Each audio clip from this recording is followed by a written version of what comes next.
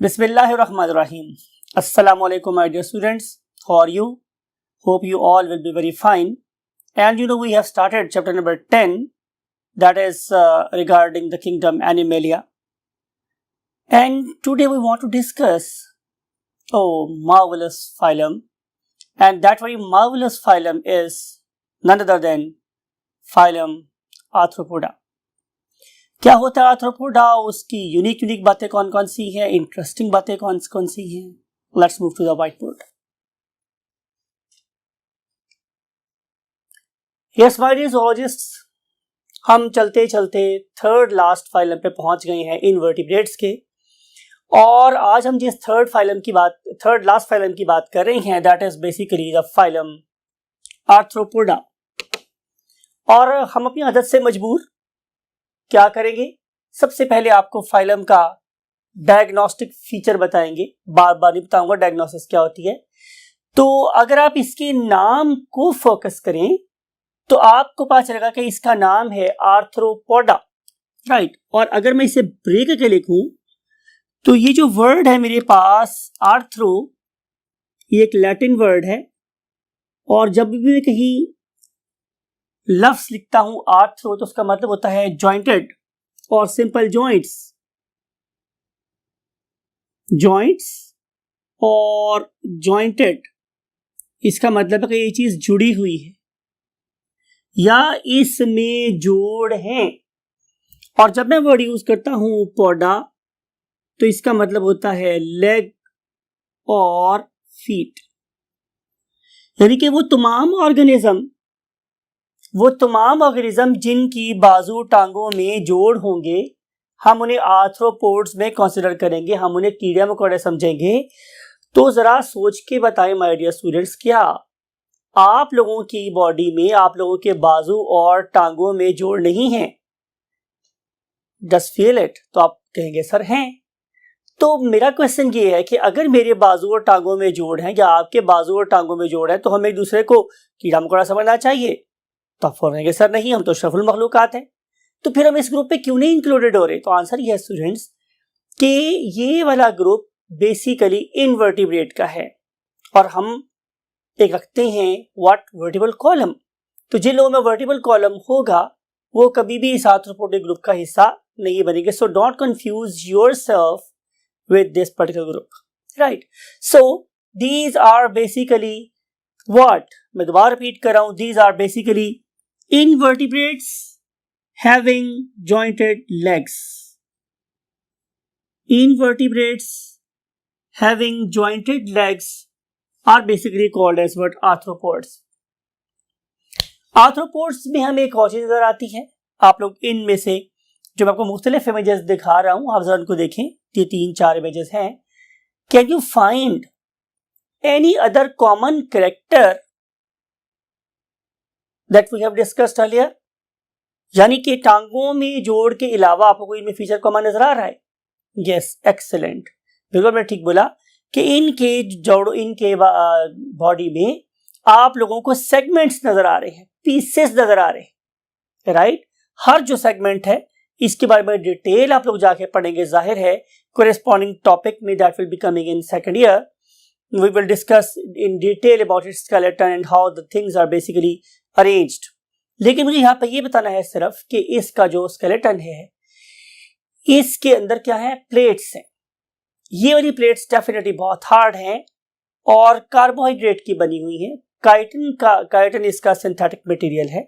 लेकिन इन प्लेट्स को अगर हम गौर से देखें तो पता चलेगा कि लुक एट दिस. हमने एक कॉकरोच को डायसेक्ट किया. डायसेक्ट करने के बाद हमने उसकी यूपो वाली स्केलेटन थी उसको काट दिया, निकाला बाहर, तो पता चला कि बेसिकली ये प्लेट्स आपस में बहुत ही लूज प्लेट्स के साथ जुड़ी हुई हैं और जिससे के ऊपर ओवरलैप करती है, राइट. तो ये है इसकी सेगमेंटेशन. हाँ, ये हो सकता है कि एक ऑर्गेनिज्म के अंदर मेरे पास बहुत सारे सेगमेंट हो और ऐसा भी हो सकता है कि लाइक इंसेक्ट इसकी बॉडी के 3 ही मेन सेगमेंट हो, जिससे आप लोगों को पता है कि हम लोग हेड बोलते हैं, थोरैक्स बोलते हैं, एब्डोमेन बोलते हैं. और वो लगा बात है कि एब्डोमेन के आगे फर्दर पार्ट्स हो सकते हैं, लेकिन बाहर हम इनको भी कह सकते हैं कि these are segmented worms, right. अगर हम बात करें कि इसकी नेक्स्ट पॉइंट, तो नेक्स्ट पॉइंट मेरे पास क्या है स्टूडेंट्स, ओरिजिन एंड एवोल्यूशन। अगर आपको याद हो तो हमने अपने प्रीवियस फाइलम में ही, जिसका नाम क्या था एनालिडा, हम लोगों ने कहा था कि दे हैव बेसिकली सेगमेंट्स। तो हम कह सकते हैं कि as far as their origin is concern, their origin is from annelids, origin is from annelids. और इसके अंदर जो सबसे बड़ा कॉमन करेक्टर है वो क्या है, प्रेजेंस ऑफ सेगमेंट्स, यानी कि शायद इनका पॉइंट ऑफ ओरिजिन एक है लेकिन दो डिफरेंट लाइंस में इवॉल्व हुई, राइट। तो उस पर्टिकुलर कॉमन एंसेस्टर से अगर हम लोग लेफ्ट को मूव कर गए तो एनालिड प्रोड्यूस हुए, और अगर हम राइट को मूव कर गए तो हमारे पास आर्थ्रोपोड्स प्रोड्यूस हुए, लेकिन इन दोनों के कॉमन एंसेस्टर सेम लग रहे हैं। उसके बाद सेकंड पॉइंट है दैट इज द एवोल्यूशन, और एवोल्यूशन को आपको पता है कि मैं हमेशा इन्हीं एट्रीब्यूट्स पे डिस्कस करता हूं कि cellularity, zones, symmetry, number of layers and then coelom and then the stome. Definitely ये बातें आप लोगों के लिए नई नहीं हैं, और आपको पता है कि ये वाले ऑर्गेनिज्म क्या होंगे, yes, true multicellular. So these are true multicellular organisms. और ये ट्रू मल्टीसेलुलर क्या होती हैं बार बार डिस्कस नहीं करूंगा, अगर आप मेरे लेक्चर सुन रहे हैं तो आप इससे प्रीवियस लेक्चर्स को सुने तो आपको ट्रू मल्टीसेलुलरिटी का मतलब समझ आएगा। और अगर मैं इनकी जुआ की बात करूं तो these very organisms they are eumetazoans, यूमेटाजोन्स।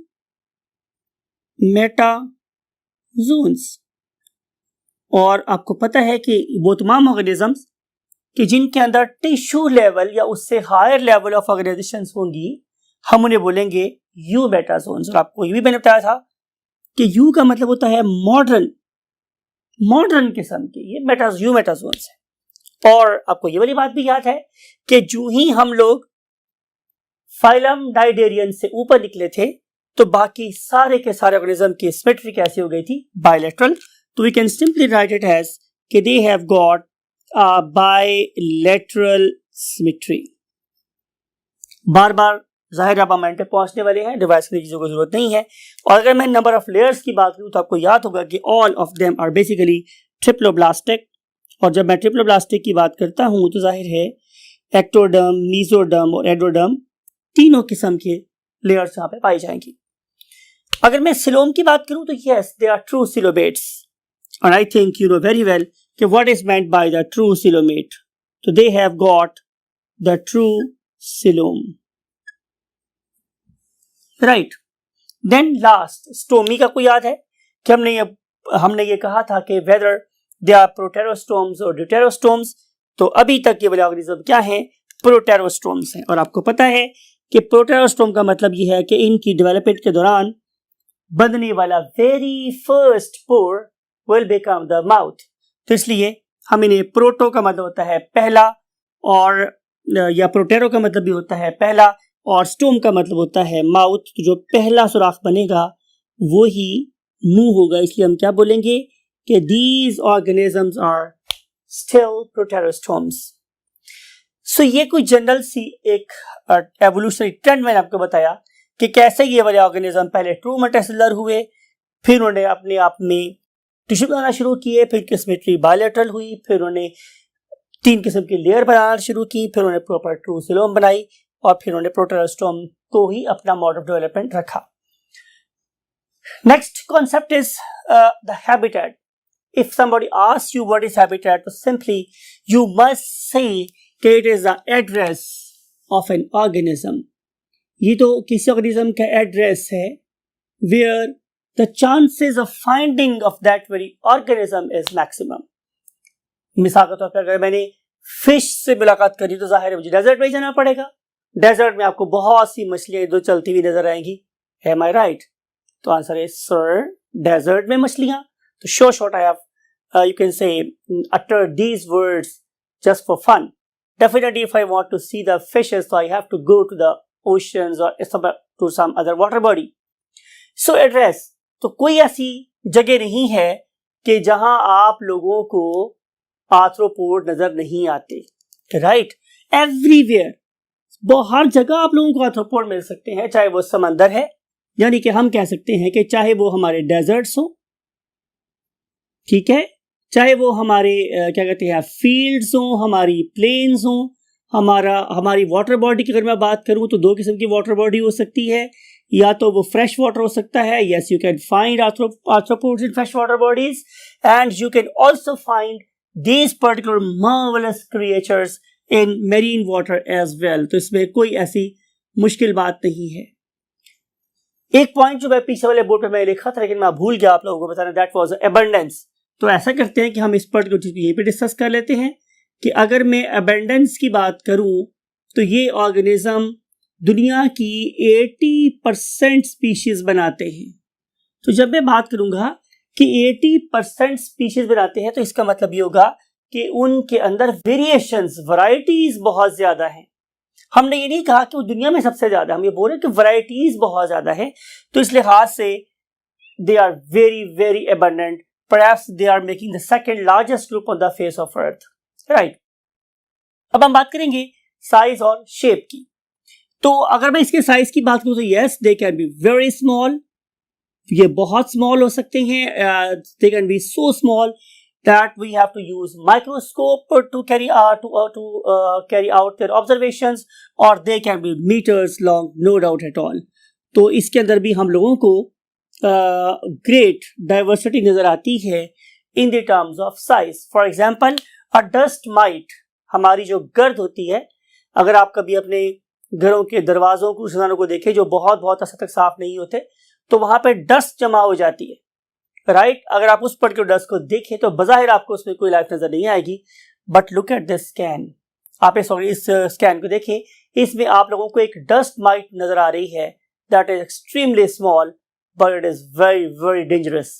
Plus अगर आप लोगों को बचपन में कभी जुओं का सामना करना पड़ा हो तो उनकी जो टिक्स होती हैं और माइट्स होती हैं आल्सो वेरी स्मॉल, बड़ी छोटे साइज की होती हैं। और इसकी निस्बत में अगर आप लोग लॉन्ग ऑर्गेनिज्म की बात करें तो ये जो हमारे पास प्रॉन्स हैं और क्रैब्स हैं, they can be literally very large organisms. So बहुत ज्यादा वेरिएशन में नजर आती है in the terms of size. और अगर हम बात करेंगे इनकी शेप की, तो शेप में भी yes, you may find all these 7 or 8 images. आपको इन सब में कोई चीज शक्ल के लिहाज से कॉमन नजर नहीं आती, एक्सेप्ट इस बात के कि इन सब की लेग्स में जॉइंट्स हैं, और दूसरी बात ये हो सकती है कि they have the segments. Otherwise, look at the variety in terms of what shape. तो आपको बहुत किस्म के ऑर्गेनिज्म, समंदर में रहने वाले, पानी में रहने वाले, खुश्कियों में रहने वाले, हवा में उड़ने वाले, or perhaps is a literally very very diverse group in these, you can say, groups of kingdom Animalia. And now we want to discuss the DS. DS stands for digestive system. क्या खाते हैं, क्या पीते हैं? तो अगर मैं ये कहूं कि कुल्लु मन अलैहा फान व यबका वजहु रब्बिका ज़ुल जलाली वल इकराम, कि जो कुछ भी इनके पास आएगा सब कुछ फना हो जाएगा, कुल्लु मन अलैहा फान, कुछ भी नहीं छोड़ेंगे ये।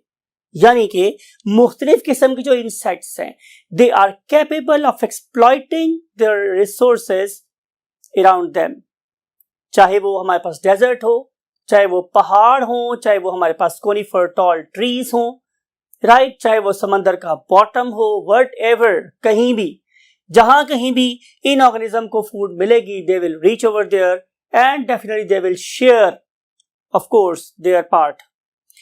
सो ये भी याद रखना होगा कि they normally share what a lion share. और हम बात करेंगे आगे कि डाइजेस्टिव सिस्टम किस तरह का है, कहां से शुरू होता है। तो पहली बात यह है कि हम डिस्कस करेंगे इसकी फूड के बारे में।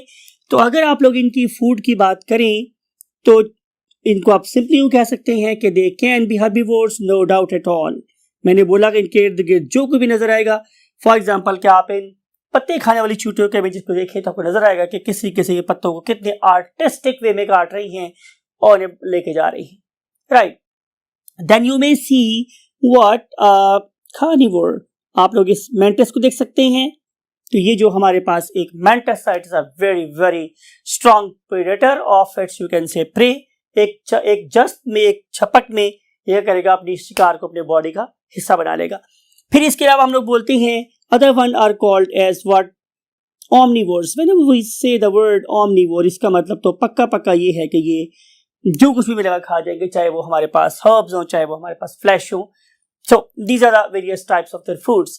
और अगर मैं इसके डीएस की बात करूं, डाइजेस्टिव सिस्टम की बात करूं, तो आपको नजर आएगा कि yes, digestive system is tube like, बिल्कुल इसमें ट्यूबुलरी डीएस है और जाहिर it starts with the mouth, ये माउथ से स्टार्ट होगा and it will terminate at anus और ये एनस पे जाके खत्म हो जाएगा। प्लस आपको इसमें भी डॉल नजर आती है। व्हेनेवर वी से doll it means division of labour. तो डिफरेंट जो पार्ट्स हैं डीएस के वो डिफरेंट काम कर रहे हैं, पर्टिकुलरली इनका वो वाला ग्रुप कि जिन्हें हम लोग मैंडिबुलेट्स बोलते हैं। Oh they are excellent churners. उनके माउथ पार्ट्स अगर जो भी चीज आएगी इट विल बी लिटरली इधर क्रश्ड और च्यूड और it will be just you can say ruined out. तो इस लिहाज से यहाँ पे हमें क्रशर नजर आते हैं, च्यूअर्स नजर आ रहे हैं, आप लोगों को यहाँ पे फूड स्टोर करने वाला पार्ट नजर आएगा, यहाँ पे एंजाइम प्रोड्यूस करने वाले सेल्स नजर आएंगे। So there is a division of labour. And now we want to move to the next thing. And next concept is respiration. Oh my God, respiration में भी ये कमाल है, because कि अगर आप इन पर्टिकुलर ऑर्गेनिज्म को देखें जो हमारे टेरेस्ट्रियल एनवायरनमेंट में रहते हैं, हमारी लैंड में रहते हैं, तो they can respire by means of a very advance system of respiration that is called as a tracheal system. और आप लोग इस पर्टिकुलर ट्रैकियल सिस्टम को आप डिस्कस करेंगे अपनी इसी बुक के चैप्टर नंबर 13 में। वहां पे हम डिस्कस करेंगे बहुत डिटेल के साथ कि ये tracheal system definitely cardiac material का बना होता है। इसमें इनलेट वेल्व्स होते हैं, इसमें आउटलेट वेल्व्स होते हैं, इनके अंदर प्रॉपर रेस्पिरेटरी सेल्स होते हैं और ये रेस्पिरेटरी सेल्स बेसिकली एक्सचेंज में काम आएंगे। और इनलेट वेल्व्स जो हैं वो डेफिनेटली एयर को इनहेल करने में काम आएंगे और जो हमारे पास एक्सीलेंट वेल्व्स हैं वो हवा को बाहर निकालने में काम आएंगे। बाकी ये सारी बातें हम आपसे डिस्कस करेंगे, लेकिन आपको यहाँ पे ये बात याद रखनी है कि they have got a special respiratory system and that very system is called as nothing other than tracheal system. नाम याद रखना आप लोगों के लिए बहुत जरूरी है। लेकिन ये तो बात की बाय स्टूडेंट्स, मैंने किस में ये वाली बात की मैंने टेरेस्ट्रियल ऑर्गेनिजम्स में, but what will happen in case of the aquatic organism. तो एक्वेटिक ऑर्गेनिज्म में चलिए पहले एक और ग्रुप की बात करते हैं, उनका नाम होता है एरेक्निड्स। आपने एक मूवी शायद नाम सुना, उसका नाम होता है एरेक्नोफोबिया। एरेक्नोफोबिया जो मूवी है it is regarding the fear of spiders. तो उस पर एक मूवी बनी हुई है बहुत जबरदस्त किस्म की और उसमें भी कंट्रीब्यूशन शामिल है एक्सोलॉजिस्ट का जो बेसिकली ट्रेन करता था किसको, हमारी स्पाइडर्स को, और हमने उन पर्टिकुलर स्पाइडर्स से एक्टिंग करवाई है। So that is a wonderful movie if you want to see it. तो स्टूडेंट हम डिस्कस कर रहे थे कि हमारी स्पाइडर्स में रेस्पिरेटरी सिस्टम किस तरह का है। तो आंसर है कि उनके अंदर बुक लंग्स होते हैं, बुक लंग्स। लेकिन अगर मैं बात करूंगा उन ऑर्गेनिज्म की जो पानी में रहते हैं, एक्वेटिक हैं, तो वो वाले ऑर्गेनिज्म जिस तरीके से सांस लेंगे तो हम क्या बोलते हैं, गिल्स। तो जाहिर है ये ऑर्गेनिज्म अपने अपने एनवायरनमेंट में वेरी ब्यूटीफुली अडेप्टेड हैं। तो they can obtain oxygen, they can give off CO2 and definitely their every cell is making of course energy that is very much essential to continue its life processes. Move to next column. और now we want to discuss the circulation.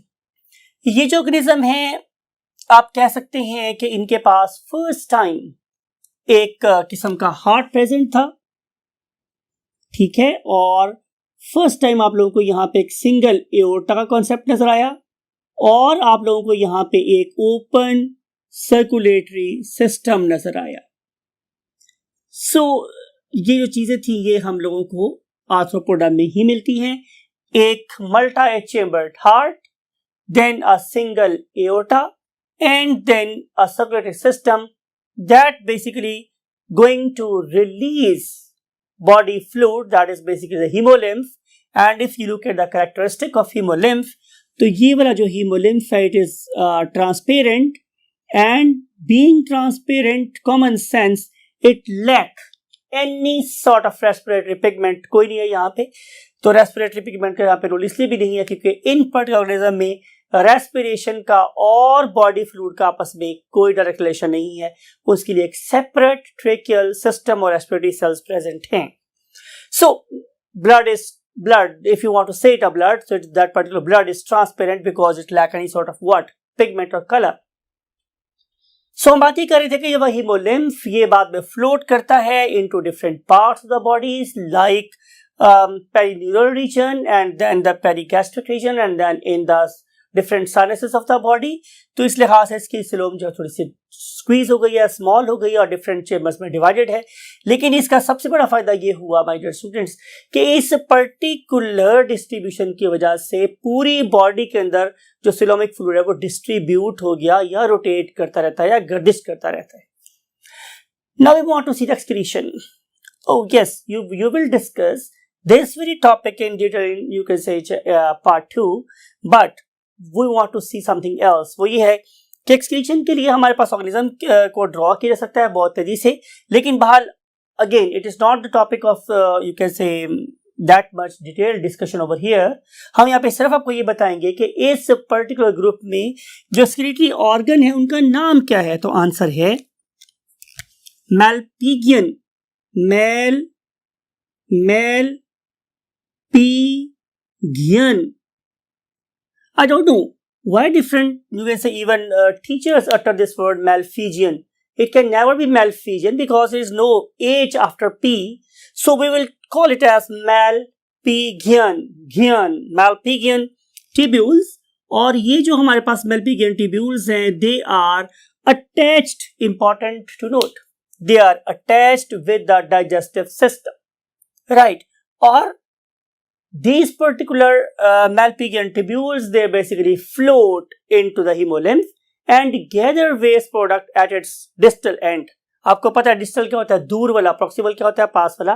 तो distal end से ये waste product को पकड़ती हैं और इसे concentrate करती आखिरकार उस पर्टिकुलर एमोनिया को यूरिक एसिड के क्रिस्टल्स में कन्वर्ट कर देती।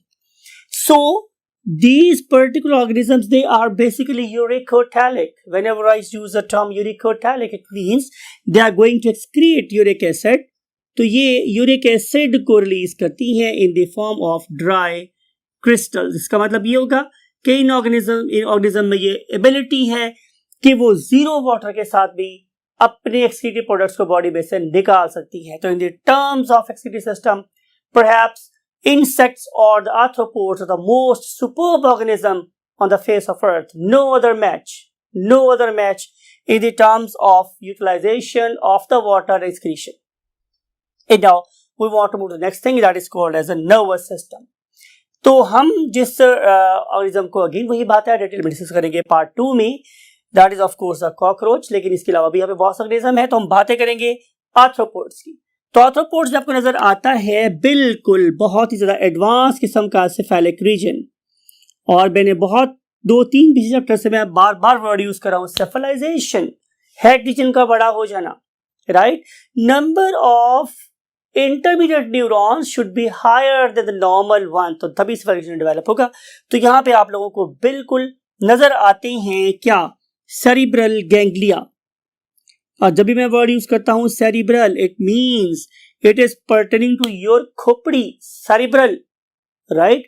सो these there are the cerebral ganglia. कोई बंदा आपसे पूछे गैंग्लिया क्या होता है, तो आप बोलेंगे कि ये spherical mass of accumulated neurons है, कि जब न्यूरॉन्स आपस में इकट्ठे होकर एक कोई स्फेरिकल सा मैस बना लेंगे तो मैं उसे बोलूंगा गैंग्लिया। तो स्फेरिकल गैंग्लिया हमारे पास प्रेजेंट है, प्लस इसके अलावा यहाँ पे थोरेसिक गैंग्लिया प्रेजेंट होंगे। फिर इसके अलावा नजर आएंगे हम लोगों को एब्डोमिनल गैंग्लिया, और इन सारे के सारे गैंग्लिया को जोड़ने के लिए मुझे नजर आएगी VNC। Whenever I use VNC word, इसका मतलब होता है वेंट्रल नर्व कॉर्ड। बहुत दफा बताया आप लोगों को कि unlike us, their nervous system is on ventral side, while we people have got nervous system on dorsal side। There's a marked difference even in the surgery of these organisms as compared to the vertebrates। इस ventral nerve cord की position कहाँ होती है, आइए इसको हम समझते हैं इस डायग्राम के साथ। Look at this is organism, और बहुत रफी डायग्राम बना रहा हूं मैं आप लोगों के लिए। तो अभी मैंने क्या बोला कि इस पर्टिकुलर जोन में जो मेरे पास गैंग्लिया हैं, those are basically making the cephalic ganglia, और यहाँ पे जो गैंग्लिया हैं those are present, they are called thoracic ganglia. और अगर यहाँ पे एब्डोमेन है 1 2 3 4 5 6 7 8 फॉर एग्जाम्पल, तो इसकी नीचे वाली साइड पे हर एक सेगमेंट पे गैंग्लिया हैं। These particular ganglia, they are lying on ventral side। Remember, ये वेंट्रल साइड पे हैं अनलाइक अस, और इनको आपस में जोड़ने वाली जो नर्व है उसका नाम क्या है, जाहिर है वेंट्रल नर्व कॉर्ड, राइट। और अगर मैं इस पर्टिकुलर वेंट्रल नर्व कॉर्ड को शो करने के लिए कि कैसे इससे हमारी लेटरल नर्व निकलती है, तो I must draw the dorsal view. तो अगर मैं इस ऑर्गेनिज्म का डॉर्सल व्यू ड्रॉ करूंगा तो मुझे नजर आएगा कि यहाँ पे गैंग्लिया हैं, यहाँ पर गैंग्लिया हैं। सिमिलरली इन सेगमेंट्स में सेंटर में गैंग्लिया हैं, समवेयर हियर। और ये जो गैंग्लिया हैं all of them are connected by means of course ventral nerve cord. ये नीचे वाली साइड पर है, इसकी मैंने जो ऊपर वाली प्लेट्स है वो उतार दी है मैंने। तो फिर इससे निकलती हैं यहाँ पे साइडों पर लेटरल नर्व्स, ये वाली, ये जाहिर है एसेंशियल हैं to gather information from the surroundings. तो ये है इसका nervous system that is very very much advanced, बहुत ज़्यादा एडवांस है। तो इस लिहाज से आप लोगों को नर्वस सिस्टम ज़्यादा एडेप्टेड नजर आते हैं ऑर्गेनिजम्स के अंदर। And now we want to discuss last topic of the day and that is skeleton and locomotion. और जैसे डिस्कस किया था मैंने आप लोगों के साथ कि स्केलेटन इट इज एक्सटर्नल, ये बाहर पाया जाता है।